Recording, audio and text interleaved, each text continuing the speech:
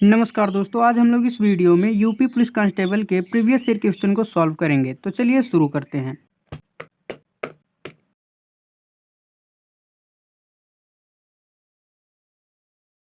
अब यहाँ पर देखिए हमारा पहला क्वेश्चन टाइम एंड वर्क का है। क्वेश्चन क्या है, राम एक काम को 15 दिनों में पूरा कर सकता है जबकि श्याम उसे अकेले ही 21 दिनों में पूरा कर सकता है। यदि वे एक साथ कार्य करें तो कार्य कितने दिनों में पूरा हो जाएगा। ठीक है, हमसे ये पूछा गया। जब इस तरीके से क्वेश्चन दे तो हम क्या करते हैं, सबसे पहले हम ये देखते हैं राम एक काम को कितने दिन में पूरा कर रहा है, 15 दिन में। ठीक है, तो हम लोग क्या करेंगे, यहाँ पर देखना, यहाँ पर राम है और एक क्या है, श्याम है। ठीक है, राम कितने दिनों में कर रहा है, तो ये 15 दिनों में कर रहा है, तो यहाँ पर लिखेंगे 15। श्याम अकेले कितने दिन में कर रहा है, तो ये कर रहा है 21 दिन में। ठीक है, कितने दिन में, 21 दिन में कर रहा है। ठीक है, जब दोनों अलग अलग करे और बाद में हमसे बोल दे कि दोनों को एक साथ कार्य करना है, तो हम क्या करेंगे, इस तरीके से लिखेंगे।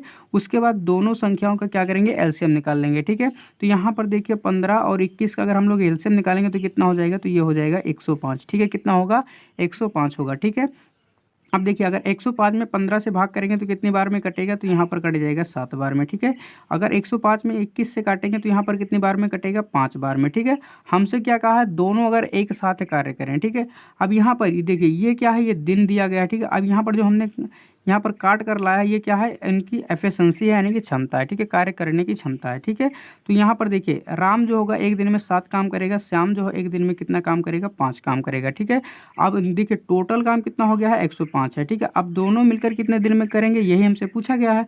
तो यहाँ पर क्या करेंगे, 105 क्या है, टोटल काम है, और यहाँ पर दोनों की एफिशिएंसी को जोड़ देंगे। ठीक है, यानी कि 7 और 5 को जोड़ देंगे तो कितना हो जाएगा, 12 हो जाएगा। अब 105 में 12 से भाग कर देंगे तो जो भी आ जाएगा वही इसका सही आंसर हो जाएगा। ठीक है, तो यहाँ पर अगर हम लोग भाग करते हैं तो यहाँ पर कितनी बार जाएगा, 12 8 का 96। ठीक है, कितने, 12 8 का 96, और यहाँ पर कितना हो जाएगा, 9 बटे का 12। अब इसको अगर हम लोग काट देते हैं तो कितनी बार में, 3 एकम 3, 3 चौके 12, यानी कि सही आंसर कितना हो जाएगा, 8 सही 3 बटे 4 दिन में। ठीक है, कितने दिन में करेंगे, 8 सही 3 बटे 4 दिन में काम को दोनों लोग मिलकर पूरा कर देंगे, जो कि यहाँ पर ऑप्शन नंबर ए बिल्कुल सही आंसर है। ठीक है, ऑप्शन नंबर ए बिल्कुल सही आंसर है। ठीक है, चलिए देखते हैं अगला क्वेश्चन। अब यहाँ पर देखिए हमारा अगला क्वेश्चन क्या है, ये सिंपल इंटरेस्ट पर है। ठीक है, क्वेश्चन क्या है, श्री महेश 5% प्रति वर्ष की दर से 1264 रुपये की राशि साधारण ब्याज पर निवेश करता है। 3 वर्ष बाद उसे कितनी राशि मिलेगी। ठीक है, हमसे क्या पूछा गया है, कितनी राशि मिलेगी। ठीक है, कितने दिनों में, ये 3 वर्ष में। ठीक है, तो हम लोग सिंपल इंटरेस्ट का फार्मूला जानते हैं, PRT/100। ठीक है, तो यहाँ पर उसी फार्मूले का हम लोग यूज करेंगे। ठीक है, तो ये SI बराबर, यानी कि सिंपल इंटरेस्ट बराबर क्या होता है, P/R/T अपॉन का क्या हो जाता है, 100। ठीक है, अब यहाँ पर इसी फार्मूले पर रखकर हम लोग क्या करेंगे, इसे सॉल्व कर लेंगे। ठीक है, तो यहाँ पर देखिए प्रिंसिपल कितना दिया है, तो यहाँ पर दिया है 1264 रुपये। ठीक है, निवेश यानी जो भी राशि निवेश की जाती है वही क्या होता है, प्रिंसिपल यानी कि मूलधन होता है। ठीक है, तो यहाँ पर 1264 रुपये क्या है, प्रिंसिपल है। ठीक है, टाइम कितना दिया है, 3 वर्ष दिया गया है, रेट कितना है, तो ये है 5%। ठीक है, कितना है, 5%, अपॉन का क्या कर देंगे, 100। ठीक है, 5 एकम 5, और यहाँ पर 20 पंचे 100। ठीक है, इतना हो गया।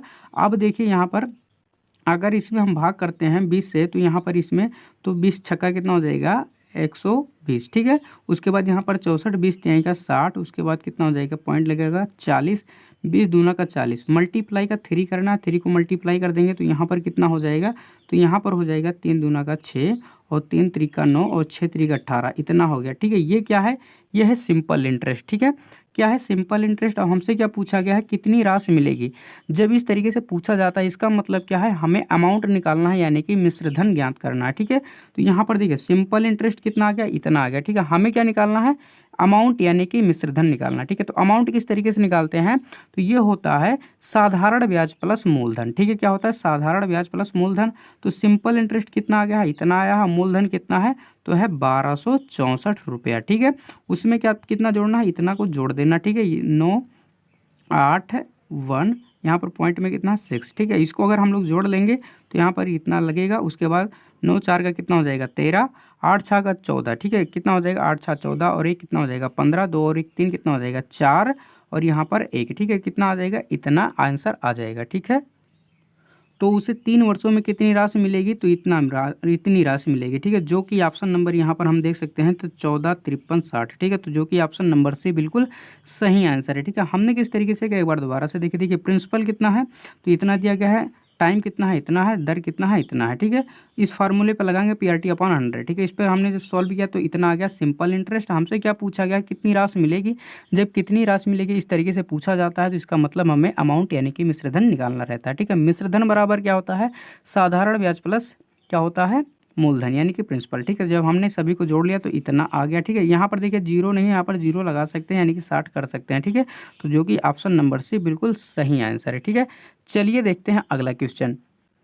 अब यहाँ पर देखिए हमारा अगला क्वेश्चन क्या है, चक्रवृद्धि यानी कंपाउंड इंटरेस्ट पर है। ठीक है, यहाँ पर क्या पूछा गया है, यदि एक राशि 10% वार्षिक चक्रवृद्धि ब्याज पर निवेश किया जाता है तो 300 रुपये पर 2 वर्षों में अर्जित ब्याज कितना होगा। ठीक है, हमसे क्या पूछा गया, ब्याज पूछा गया। ठीक है, ऐसे सवाल को हम लोग बिना फार्मूले के से हम सॉल्व कर सकते हैं। ठीक है, यहाँ पर फार्मूले की कोई ज़रूरत नहीं होती। ठीक है, हमें क्या निकालना है, यहाँ पर निकालना है ब्याज। ठीक है, तो हम किस तरीके से निकालेंगे, यहाँ पर देखिए रेट कितना है, 10% है। कितना है, 10% है। ठीक है, अगर इसको अगर हम लोग फ्रैक्शन में चेंज कर देते हैं तो कितना हो जाता है, 1/10 यानी कि 1/10 हो जाता है। ठीक है, इसका मतलब क्या हुआ, प्रिंसिपल अगर 10 रुपया है तो 1 रुपया उस पर ब्याज लगेगा। ठीक है, कितना लगेगा, 1 रुपया ब्याज लगेगा। तो अमाउंट कितना हो जाएगा, तो यहाँ पर अमाउंट हो जाएगा 11/10। ठीक है, इस तरीके से हो जाएगा। ठीक है, तो यहाँ पर हम लोग ये कर सकते हैं कि प्रिंसिपल रेशियो अमाउंट। ठीक है, तो यहाँ पर प्रिंसिपल कितना है, 10 रुपया है तो यहाँ पर लिखते हैं 10। अमाउंट कितना है, तो 11 आ गया। ठीक है, कितना हो गया, 11। कितने वर्षों का पूछा गया, 2 वर्षों का पूछा गया तो इनका हम क्या करेंगे, स्क्वायर कर देंगे। ठीक है, अब यहाँ पर समझना, यहाँ पर इसका भी स्क्वायर हो जाएगा उसी तरीके से। ठीक है, तो यहाँ पर प्रिंसिपल का स्क्वायर रेशियो अमाउंट का स्क्वायर, इधर अगर 10 का स्क्वायर करेंगे तो कितना हो जाएगा, 100 हो जाएगा। 11 का स्क्वायर करेंगे तो कितना हो जाएगा, 121 हो जाएगा। ठीक है, हमें क्या निकालना है, ब्याज निकालना है। तो ब्याज देखिए ये क्या है, अमाउंट है, क्या है, अमाउंट यानी मिश्रधन है। ये क्या है, मूलधन यानी कि प्रिंसिपल है। अगर हमें ब्याज निकालना है इन दोनों का तब अंतर निकालना पड़ेगा। अगर हमें ब्याज निकालना है इन दोनों में से घटाना पड़ेगा, यानी कि मिश्रधन से अगर हम मूलधन को घटा देते हैं तो क्या निकल कर आता है, ब्याज निकल कर आता है। ठीक है, तो इन दोनों के बीच का अंतर कितना है, 21 है। ठीक है, कितना है, 21 है। यही क्या होगा, ब्याज होगा।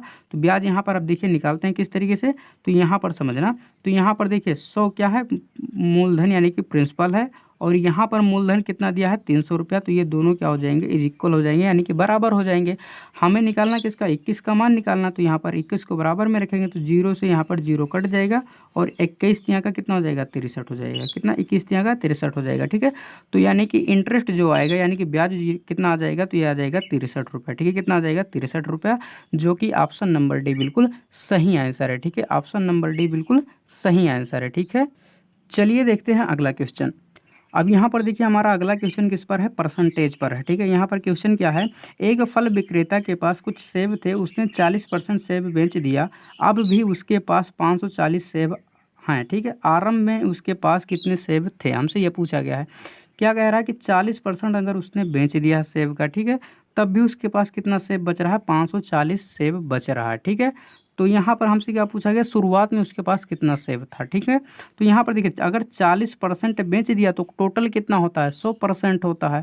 अगर उससे 40% उसने बेच दिया तो बचा कितना, 60% बचा। ठीक है, कितना बच गया, 60%। ठीक है, अब यहाँ पर समझना 60% बचा, और यहाँ पर टोटल कितना सेब बच गया तो 540। तो यह क्या होगा, दोनों क्या हो जाएंगे, इज इक्वल हो जाएंगे। हमसे क्या पूछा गया कि शुरुआत में कितना सेब था, तो शुरुआत में तो 100% था यानी कि 100% था। तो यहाँ पर क्या करेंगे, 100% करेंगे। ठीक है, तो यहाँ पर क्या करेंगे, 540 अपॉन का क्या कर देंगे, 60, और इंटू का कितना कर देंगे, 100। ठीक है, यानी अपॉन का 60 और इंटू का कितना हो जाएगा, 100।